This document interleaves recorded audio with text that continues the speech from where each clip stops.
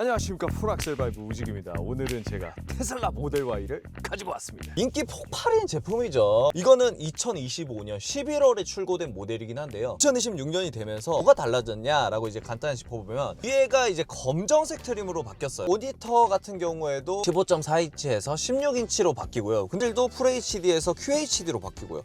저는 이게 좀 간과하시는 분들이 많은데 16인치 모니터에 FHD 필요 없다 말씀하시는 분들 많더라고요. 아이패드를 써도 요새는 FH 화질로 볼 수 있으신 분들이 많이 없어요. 이 테슬라를 사시는 분들은요, 소렌토나 이제 돈 조금 더 얹으면 BMW 벤츠 엔트리급의 차를 살 수 있는 가격인데 왜 테슬라를 사느냐? 이거는 내연기관, 그러니까 자동차를 탄다는 개념보다는 전자기기를 산다고 생각하시는 게 편해요. 테슬라가 전기차의 시작이고 지금 표적인 위치에 있다고 보시면 되고, FSD 곧 이제 적용이 될 것 같은 FSD라는 모빌리티 분야에서 독보적인 테크놀로지를 경험할 수 있는 15인치에서 16인치짜리 디스플레이에서 공조라던가 차량의 제어, 그리고 넷플릭스, 유튜브 다 원활하게 볼 수 있는 또 하나의 아이패드를 이 안에 장착한 거라고 보시면 됩니다. 또한 이게 전기차이기 때문에 이 안에서 뭐 노트북으로 작업을 할 수도 있고요. 광활하게 있는 이 썬루프, 이거 이후에도 굉장히 많이 나왔어요. 테슬라가 항상 입계가 으스해지는 이유는 가장 먼저 나오는 기술이 인정받기 때문이죠. 이런 패드 형식의 디스플레이 많이 나오죠. 폴스타, 볼보, 귀아디 막 이런 친구들도 다 많이 나오고, 현대도 이런 형식의 디스플레이를 차용하려고 해요. 근데 테슬라가 높게 평가받는 이유는 이거를 가장 먼저 도입했기 때문이라는 거죠. 방지턱 테스트 한번 해볼게요. 30 정도로. 테슬라 승차감 좀 말씀을 드리면은 이제는 좀 그려려니 하는 것 같아요. 원래 좋았던 애가 안 좋아졌으면은 왜 이렇게 됐을까요? 이렇게 막 불평불만을 할 텐데 원래 모델 Y의 승차감은 그렇게 좋지 않았거든요. 제 기대치도 그렇게 높진 않았습니다. 승차감은 뭐 그대로다. 외관부터 좀 말씀을 드리면은 외관이 좀 바뀌었어요. 구형에서는 포르쉐처럼 약간 개구리 같은 눈, 유선형의 눈이었는데 지금 주니퍼가 되면서 굉장히 이제 날카롭고 일자로 이어진 DRL, 그런 얘기를 좀 많이 하시더라고요. 이게 결국에는 뭐 로보캅 디자인을 따라왔다 뭐 이렇게 말씀을 하시는데 저는 전혀 달라요. 이게 그랜저랑 특히 코나를 닮았다고 많이 하시는데, 지금 그랜저랑 코나에서 가지고 있는 DRL은 둥근 유선형 바디에 둥근 라이트를 쓰니까 너무 유선형적이기만 한 디자인이 많은 거예요. 디자인을 가지고 좋다 나쁘다라고 할 수는 없지만 음과 양, 인앤양 이런 것들이 조화를 이루어줘야 디자인이 재밌고 매력있다라고 느낄 수가 있다고 저는 생각을 하거든요. 아무래도 전기차의 핵심은 공기 역학적이다 보니까 유선형의 디자인을 쓸 수밖에 없어요. 주니퍼가 되면서 앞쪽에는 근육질의 라인들을 좀 많이 넣어줬고요. 또 이 라이트는 되게 조화롭게 이 두 라이트를 이어주지만 바깥쪽으로 뻗어나가면서 어떻게 보면 약간 렉서스 느낌이 나는 정도의 뾰족함을 가지고 있어요. 그러면은 이거 찌리리공 아니냐? 이걸 보시고 아반떼의 찌리리공을 보시면은 굉장히 볼드합니다. 바디보다 라이트에 더 눈이 많이 가는 거예요. 얼굴을 볼 때 눈, 코, 입의 조화를 보면서 와 너무 아름답다, 멋있다 이렇게 말을 하는데 눈만 엄청 큰 거야. 눈만 갑자기 크레이지 아케이드가 된 거야. 약간 그런 조화도 중요하다고 생각하는데, 테슬라의 모델 Y 그 디자인의 비율을 저는 개인적으로 굉장히 잘 맞췄다고 생각합니다. 양옆에 보시면은 카메라들이 굉장히 많아요. 카메라가 6개 정도 되는 걸로 알고 있는데 2026년이 되면서 이게 또 업그레이드가 돼가지고 8개가 됩니다. 뭐 헷갈리기만 하고 뭐가 좋냐? 저희 형님이 말씀해 주신 건데, 우리 한국에서 가장 많이 일어나는 범죄가 뭔지 아십니까? 문콕입니다. 문콕이랑 자전거 타고 가다가 이렇게 긁고 가시는 거. 전면이나 후면에 있는 블랙박스로는 측면에 있는 사고를 다 다룰 수가 없어요. 심증을 가지고 이렇게 물어보면 100이면 100 거짓말을 하신다고 합니다. 전 몰라요. 약간 이렇게 이 측면에까지 카메라가 있어서 녹화가 가능한 테슬라의 경우에는 증거가 남는다는 거. 100이면 100 거짓말을 하다가 증거를 딱 가져오면은 그때부터 온순한 양이 된다고 합니다. 그래가지고 테슬라 이 카메라 많은 거 굉장히 이제 대한민국에서도 유용하다. 테슬라 모델 Y가 4,999만 원이잖아요. 그러니까 실구매가로 따지면은 서울시 기준으로 4,600에서 한 700 정도, 경기도권 가면은 더 싸질 거고요. 전 도어 트림이 프레임리스가 들어갑니다. 그랜저 이상급 고급 세단이나 이런 류에만 들어가는 건데 프레임리스가 전 좌석에 다 들어갑니다. 전 좌석이 2열 창 화학 유리가 들어갑니다. 그렇다 보니까 되게 정숙해요. 그 다음에 이제 정면 같은 경우에는 꽤나 괜찮은 정도의 용량의 프렁크가 있습니다. 제가 만약에 테슬라를 사게 된다면 이것 때문에 샀다고 보시면 될 것 같은데, 디자인적으로 그 후미등에 간접등으로 이렇게 라이트를 만들어줬는데 제가 그걸 보기에는 진짜 너무 매력 있더라고요. 이게 일론이 잘하고 있는 게 뭐냐면은 다른 사람들이 안 했던 걸 먼저 한다는 거예요. 뒷열로 와봤는데요, 혹시나 전기차기 때문에 성인 남자가 와도 그래도 주먹 2개까지는 남는 공간이고요. 그리고 밑으로 이렇게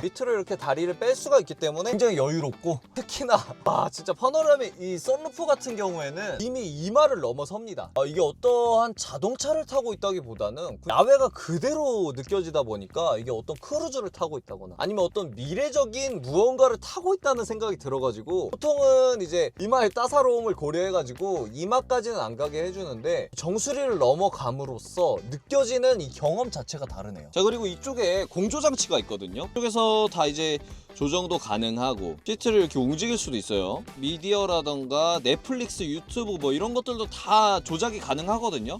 조금 이제 아쉬운 점이 있다면은 애기들은 괜찮을 수도 있어요. 보통은 이제 가면서 이렇게 볼 거 아니에요. 이렇게 시선이 엄청 편하지는 않아요. 플래그십 세단에서는 보통 이제 이쪽에다가 달아놓죠. 공조랑 미디어, 넷플릭스 이런 걸 다 한 대 담으려다 보니까 이쪽을 택한 건데, 지금 테슬라가 대체적으로 그런 것 같아요. 약간 상 깜빡이 레버 같은 경우도 이제 없애버리고 항상 이렇게 압축을 하려는 것 같아요. 하나의 어떤 코어에 이 다양한 기능들이 들어갈 수는 없을까? 이런 것들이 다 최적화가 되고 만족할 정도가 된다면 이거만큼 좋은 기능이 어디 있겠어요. 핸들이랑 디스플레이 2개만으로도 이 차에서 필요한 모든 기능을 낼 수 있다면 그것만큼 좋은 차가 뭐가 있겠습니까? 그거를 이제 구현하려고 하는 게 테슬라인 것 같고요. 중형 SUV이기 때문에 테슬라가 원래 자동차 만들던 회사도 아니고 이게 안전한 거 맞아? 가장 먼저 의심이 드는 게 바로 안전이죠. 뭐 전통이 있는 회사도 아니거니와 손을 떼고 운전하라는 둥 막 이걸 믿어도 되나? 테슬라가 탑 세이프티 플러스 등급을 놓치질 않고 있습니다. 쉽게 말하면은 안전하다는 거예요. 자동차가 갈수록 커지고 빨라지고 성능이 좋아지면서 충돌 테스트에 대한 기준도 상당히 엄격해지고 있습니다. 그렇게 강화된 최신의 기준에서 탑 세이프티 플러스, 그러니까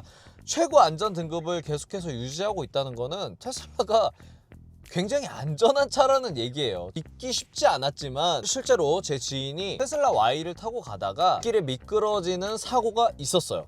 테슬라 Y여서 그랬는지 몰라도 차는 거의 전손이 됐지만 몸은 건강하게 잘 나왔다는 그 자리에 있던 친구들이 그런 얘기를 좀 많이 하더라고요. 테슬라 모델 Y여서 산 걸 수도 있지만 모델 Y였기 때문에 그 사고가 났던 걸 수도 있다, 뭐 이런 얘기를. 일단은 전기차는 테슬라를 사는 게 맞다고 생각을 합니다. 전기차라는 분야에 있어서 독보적이고 그거를 이번 가격 인하로 증명해냈어요. 그거를 따라서 다 낮추고 가격을 조절이 들어간다는 거는 테슬라가 그거를 평가하는 가격의 지표가 맞았었어요. 자동차 시장에 영향이 있기 때문에 전자기기적인 특성을 이용해서 주기적으로 그 기능이라던가 업데이트 해준다는 거, 그리고 고쳐야 될 거를 바로바로 픽스해준다는 거. 자동차를 포함한 전자기기 같은 경우에는 모든 게 완벽할 수가 없어요. 항상 오류가 일어나고 버그가 일어납니다. 자동차 같은 경우도 뭐 리콜 났다 그러면은 이거 완전 차 쓰레기라고 하시는데, 리콜을 해주는 회사가 좋은 회사인 거예요. 뭐 BMW 화재 때도 그렇고 이번에 그 볼보에서 리콜 사건이 있었던 것도 그걸 가지고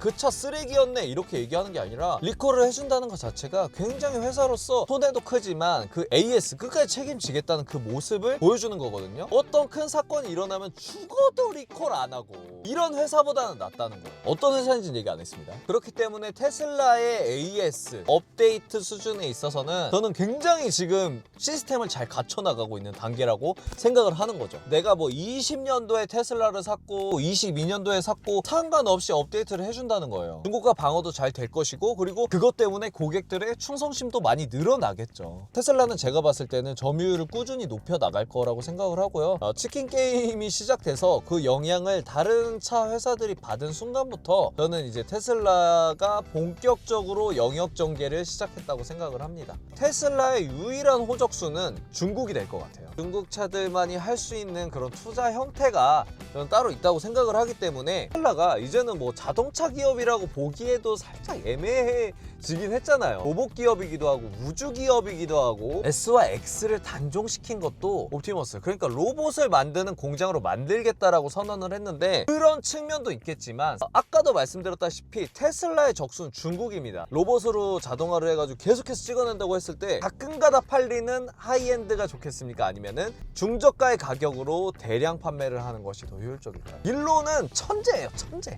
독보적인 기술력으로 고객 충성도를 만들어 놓고 중저가의 로봇 자동화 시스템을 만든 다음에 모델 Y의 가격 조금 낮춰가지고 몇천 대 파는 게 훨씬 더 이득일 테니까요. 앞으로 테슬라의 행보가 굉장히 무섭고요. 아무리 생각해도 지금 이대로 흘러간다면 저도 나중에 테슬라를 사게 될 것 같습니다. 그래서 테슬라 리뷰는 여기에서 마치도록 하고요. 좋은 차로 찾아뵙도록 하겠습니다. 다음 이 시간에 만나요.